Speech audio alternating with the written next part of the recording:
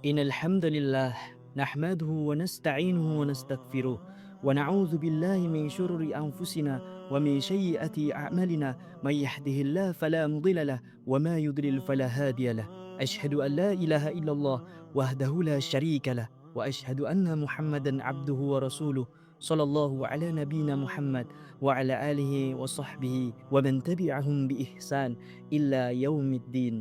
قال الله تعالى في القرآن الكريم: أعوذ بالله من الشيطان الرجيم. يا أيها الذين آمنوا اتقوا الله حق تقاته ولا تموتن إلا وأنتم مسلمون إلى آخر آية. وقال تعالى: يا أيها الناس اتقوا ربكم الذي خلقكم من نفس واحدة وخلق منها زوجها وبث منهما رجالا كثيرا ونساء واتقوا الله الذي تساءلون به والأرحام إن الله كان عليكم رقيبا. أما بعد فإن أصدق الحديث كتاب الله وخير الهدي هدي محمد صلى الله عليه وسلم وشر الأمور محدثاتها وإن كل محدثة بدعة وكل بدعة ضلالة وكل ضلالة في النار. Jamaah Jumat rahimakumullah. Suatu ketika sosok dengan kedudukan yang sangat tinggi dan juga dikenal sangat dihormati dalam suatu komunitas tiba-tiba mendapat perintah untuk bersujud kepada pendatang baru.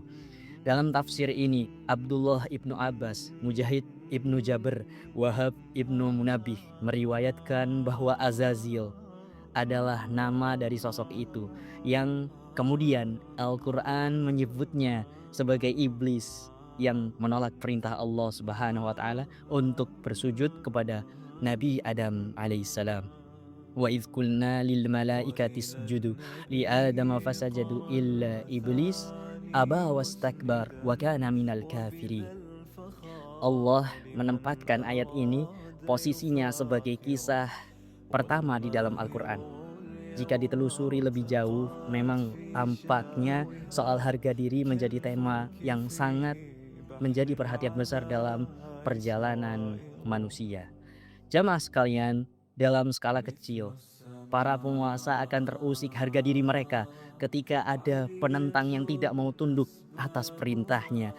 Kisah-kisah para nabi temanya selalu melawan kekuasaan yang tidak suka harga dirinya merasa tidak dihargai. Kita ambil contoh, misalnya penghancuran berhala yang dilakukan Nabi Ibrahim alaihissalam. Kemarahan Namrud sebenarnya bukan terletak pada materi berhala yang jadi sesembahan masyarakat, namun lebih didasari oleh jatuhnya harga diri saat kalah berargumen soal teologinya, sehingga dia tidak mau dipermalukan di hadapan rakyatnya. Yang dialami Fir'aun nampaknya lebih pahit lagi. Kita lihat perbandingannya dengan Raja Namrud. Ibrahim alaihissalam adalah anak tokoh elit istana yang jadi penumpang kekuasaan Namrud. Setidaknya Azar sebagai pembesar masih menjadi pertimbangan, ya, ketika anaknya yang bernama Ibrahim ini melawannya. Sedangkan Fir'aun berhadapan dengan orang yang sama sekali dianggapnya sangat tidak berharga. Asal usulnya saja hanya dari bayi yang terbuang di sungai Nil yang diselamatkan istrinya Aisyah.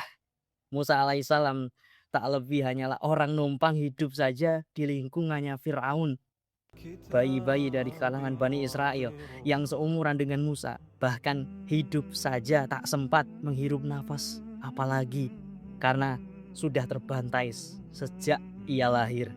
Tentu saja kemarahan Fir'aun lebih hebat lagi saat Musa alaihissalam menentangnya.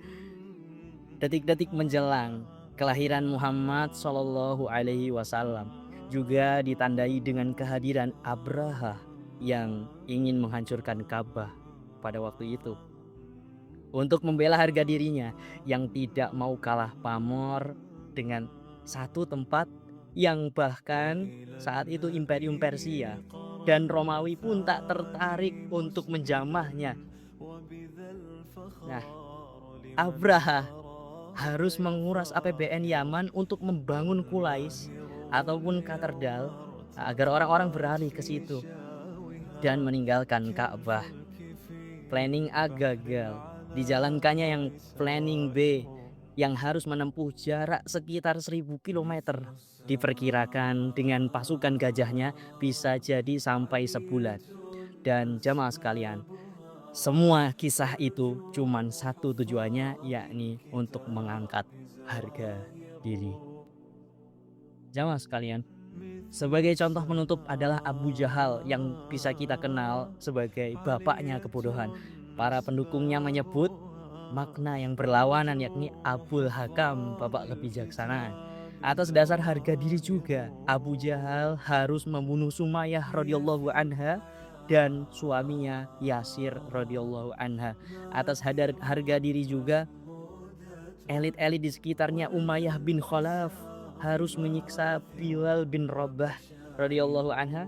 Tidak cukup sampai di situ, mereka pun ya sampai rela mengeluarkan biaya beberapa pun asal Nabi Muhammad SAW bersedia untuk setuju dengan tawarannya. Dan ketahuilah jamaah sekalian, puncak dari semuanya adalah tragis. Namrud binasa oleh nyamuk yang masuk ke dalam lubang hidungnya dan merusak selaput otaknya. Fir'aun tetap tidak mau terima meskipun Musa alaihi salatu wassalam bersama Bani Israel, umatnya sudah melarikan diri meninggalkan istananya, sehingga dengan pasukan intinya dengan susah payah harus mengejar ya.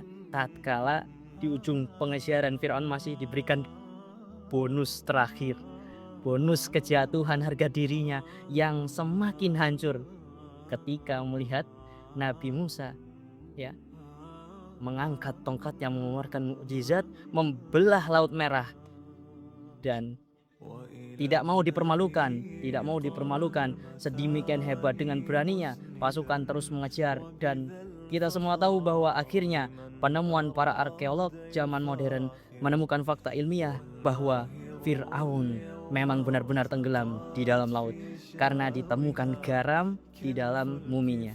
Nasib tragis juga menimpa Abu Jahal yang terbunuh secara mengenaskan dan terpenggal kepalanya oleh Ibnu Mas'ud radhiyallahu anha sebagai seorang gembala yang dulu diremehkannya. Marilah kita berdoa kepada Allah agar tidak terpleset ke dalam situasi yang sama. Ya Allah ya Muhaimin, ya Allah yang Maha memelihara, peliharalah kami dari sifat merendahkan orang lain. Ya Allah ya Latif, ya Allah yang Maha lembut, lembutkanlah hati kami agar terhindar dari sikap takabur. Hindarkanlah kami dari sikap meremehkan orang. Ya Allah ya Hafiz, ya Allah yang Maha penjaga, jagalah kami semua agar pikiran, perkataan dan perbuatan kami selaras dengan apa yang dituntunkan Rasulullah Shallallahu Alaihi Wasallam, sehingga terhindar dari nasib seperti nasibnya para penentang Nabi itu. Innallaha wa malaikatahu yusalluna 'alan nabi ya ayyuhalladzina amanu sallu 'alaihi wa sallimu taslima. Allahumma shalli 'ala Muhammad wa 'ala ali Muhammad kama shallaita 'ala Ibrahim wa 'ala ali Ibrahim innaka Hamidum Majid. Wa barik 'ala Muhammad wa 'ala ali Muhammad kama barakta 'ala Ibrahim innaka Hamidum Majid. Wassalamun 'alal mursalin walhamdulillahi rabbil alamin.